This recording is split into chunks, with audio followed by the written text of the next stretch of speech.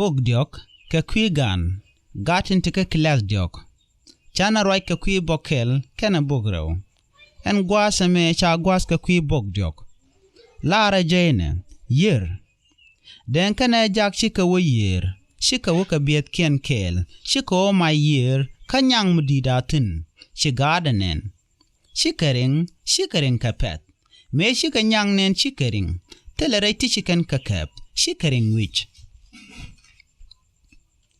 shankel chinyal dem cha dem ga dem dit shigadring nyarak chaman palada cup jak chadela cup shikering ajen kosmikam ne nial peace chinyal dem chinado peace shika peace kabel peace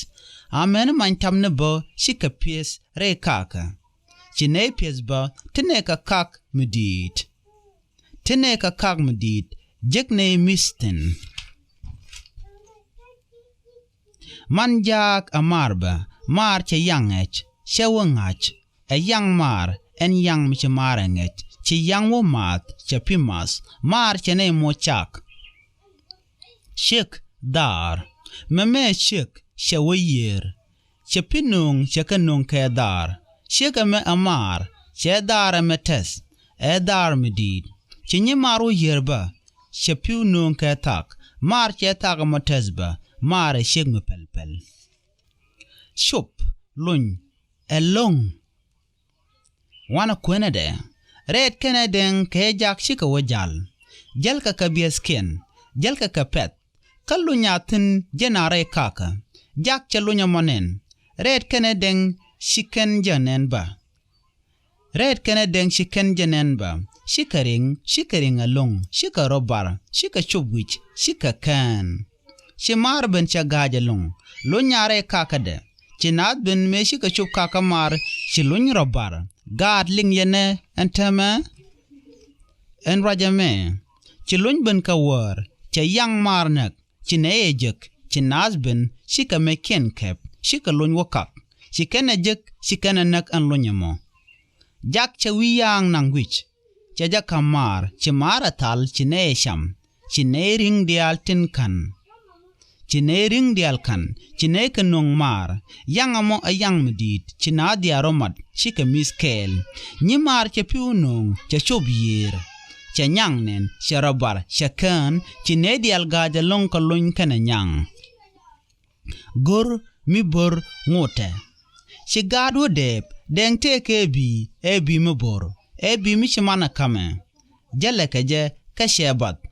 shen wo yerba shabiye boro mojek chinyi mar benba jala ka dar pini chine ngaje bi deng chine nung deng de telere ti chakeb she bi de gorolong ke me shejejek shewodeb ka gati kel kut chanyal jakadem chine dial mo kanyal chinat pet shibel shek chimantam ni shek shikedit kamis nas kos chanas mochmis dol kel dol diok dol kelatin ka dol dang diok teketin ba jaka dol denga dol amen redba ajen dol ken dial ka dol nyere aga nyal nyamala nyal enyimar jaka damar chiman peleg nyere abat chine diala gor chine gor long chirede jek re kaka shamane bere kaka mar chirede kep chaja kam nyerek all what nyamal te kelek eleg magwa bebel hol keje ngacha wat chabelu nong chaka hol cha kwantal ngaja tadbem anyamu gwan nyamal mendia la bele walke la kwanam atalke la ne kena moy kemis walka man tamneba jak cha o mai ke bisde cha manung re dang jok cha mar katal chine ka cham ka kwan kel kemis te go long chi jalben chinere mat chinas miskel ram kel cha yang nak cha damar kamring damar cha jakan cha jenong mar nyima cha ring motal cha piu mat kering kel cha tagla tui mach mar cha man tamno hol cha katal cha ne moj kwan man tamne ka kwante go ke long man tamne ko shika chek agwa wale shenkel cha dolu deb takel cha ben yer cha pi ben mat atag mubor atag mudit atag mugwa atag red kanyang raw ayer chi dol kanen shika takap shika rinkaje shika takan hok titi ka hok wejak hok rew kok tibor hok tibor titi ka hok jak shankel ka wati yakben ramkel che jaling che ben kapet che yak amo yot ka ked che yot long che yak robar chi hoken jak che loy de te de long amenena dial che loy ken te de long tol show awer kut shankel den kaneret shika wejal shika jalalung show awer shika bat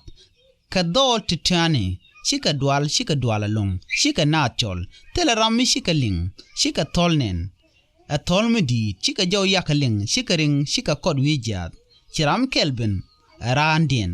chiloken te dalung shika wuka jakel shika ken telaka dwal mejel ka jakel shika shubwich mana kien chiloken te dalung cha gat kien jak dol to shika bat dor shika gach shika jaw yakaling shika tolnen shika koch kanagba shikoch kanagba e koch midid shika dwala long shika nachol ka jaw midid shika kod wijat ka chiram kelben ka dobomo aran wedien shika jek chiloy na ted cha dol to tojek koch kuch chimandang jok bunwich shika ben koch shekel cha nyada koch bi shebi me yan koch shik dodien shebi me yelmek man jak shebi me bornong kendial gor ka koch beni gor ko bi ka koch ngacha gwa ko bi ka gat ken mo ke bien to go bi ken beni to yopa gwa ko bi ka jen man jak nyamal ngi ka koch ba che jeng ngi ka ta darba e shik me pelpel ka nyamala nyamgwa ngaja tat ka ngaja wat ka ngaja tat ka ngaja koch chinyal dem chiping code shankel chinyal dem che dem lung iyo chi chang lep chiping code shen worek jala ke nyamar matod en gora wukuch anta ke bi mugwa tinyareg nen chine wokel tinyareg jok mar sha kam bi midit baroda wukoy lot en gora lot long shene jok amanan ba gora je long do ba bi da coach ala lot ba chi loy dan tes chi dol wodep dol chika denang lak shika wangar yerba shika dead banpin shika wodep shika ray dang ba kelkep chi loy kentes kare tidit shika kanong manakin ke me shika dead we shiraobat shika til chi dol ga shika ka gor long chi ne ko ken ben shika wo gorba telame chajek shiwa wawer chi dol dwal chi loy ken jadalong do bi yakacham ka dead to go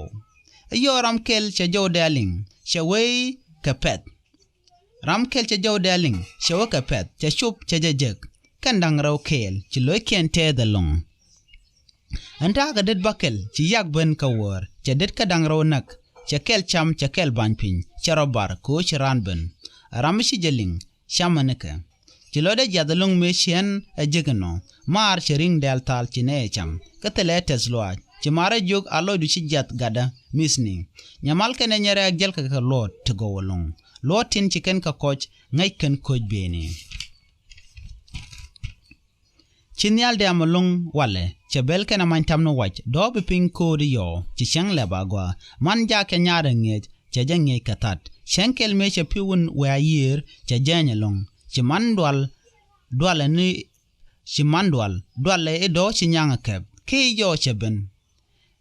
jande o ngara ke mesnike man ja telejetes loai ke jem man deng te ke bel titot che ka yupa gwa che kwantal che ne ka mojmis katele kangar kabelken ngayenen wo chinat pes kamantamni ko chinyaldem min war chilokentes kus amo kamane nialo akus amo kamne nialo chinyide dang diogben shike be ne mek tibiken ka coach nyamal che bi mi yel mek nyere ak che bi mi yankan nyadadien che mutony mek min war chikoja nagalong shawo jaldor ka chi duob dabad iyo shamna jek majatin shamaj wet meme jen gut raikadan kabuk endiodien shikon man chala rede shikonaling ke bung mugwa mingi gad meti ka medilar bishu gar pin wanamo erwaje me nungo je yako gad konde ka tungna de kanangach ne dial tintit wini tigo tila nas tila nuari gurkano de kan ga de kan ngeja gwa ka tungnat ko tungnat amugwa long amchum lima katama atungmugwa man gune odi yen gadin kan nge ka sholeni ko de kan kangach ko kan gat gwayen ode ka todi ende kan ngai kenyam ajen ngwana jen ko de tok de jangach tungna da tungmugwa atumurai nat tungwan kaje wimon ngai kaje mena yorba nang na je obana gad bana ka ngech ko be ko moy kapel ngai den ka todien ba ka jag ngai ka tuk to kongba chwara gad ja ka jor ko ken bu ka tuk nuer kon ngai ken nyam bu ka tuk da den bu ken ko langach en ngai tong nuer ba ka ja ngai ka kwen bible ko bible agent roach pele teteno ka jen gwada dane ci ko da laro to ba ja ngai ten